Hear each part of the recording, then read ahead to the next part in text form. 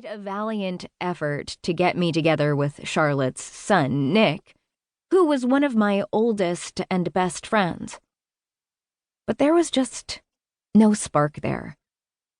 Now, much to my amusement and his frustration, all four of them were trying to find someone for Nick. In some ways, I was hoping they did somehow succeed. I loved Nick the way I loved my brother, Liam, and I wanted to see him with someone who was, as Rose put it, the peanut butter to his jelly. When I had pointed out that not everyone liked that combination, Rose had beamed and said, "Exactly." And once again, I'd decided that was not a conversational road I wanted to start down. "Nick spends too much time working," I said to Elvis as I pulled the elastic from my hair. The cat looked up from his face washing. One paw paused in the air. His whiskers twitched. "Yes, I know it's none of my business." He murped his agreement and went back to his beauty routine. I brushed my hair, added mascara and a berry-colored lip gloss, and decided that was enough. I made sure the timer was set on the TV so Elvis could watch Jeopardy, and I bent down to stroke the top of his head. "I won't be late," I said. I wrapped the thick black scarf Rose had knit for me around my neck and pulled on the matching beanie as well. I decided to wear my quilted jacket and an extra pair of socks and my lace-up boots because January in North Harbor, Maine, had only two temperatures: cold and colder. My breath hung in the frosty air as I started my SUV. I nudged down the cuff of my glove and checked my watch. I'd be only a couple of minutes late getting to the Black Bear pub, where I was meeting Jess. It had been a cold, snowy winter so far, with way too many big storms, even for Maine, that had started way back in early November.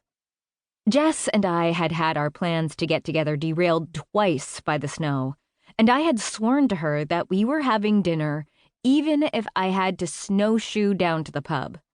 I had gotten home later than I'd planned, thanks to a group of snowboarders who had arrived at my repurposed store, Second Chance, in 3 SUVs just as we were about to close for the day. I'd always had a pretty much stereotypical image of a snowboarder being, for the most part, someone under the age of 30 who called everyone dude. These people challenged that narrow-minded generalization the moment they came through the door, talking about how great the snow had been. They were all in their mid-40s to early 50s, and I didn't hear anyone use the word dude. I sold a stack of old 45s, along with a very nice Fender amp from the 1990s to one of the men who explained he was a collector. One of the women bought a handmade guitar that I had absolutely no backstory on other than the fact that it had been found in an actual chicken coop. I liked the look in her eyes as she strummed the strings. The fact that I couldn't tell her who had made the guitar or how old it was didn't bother her.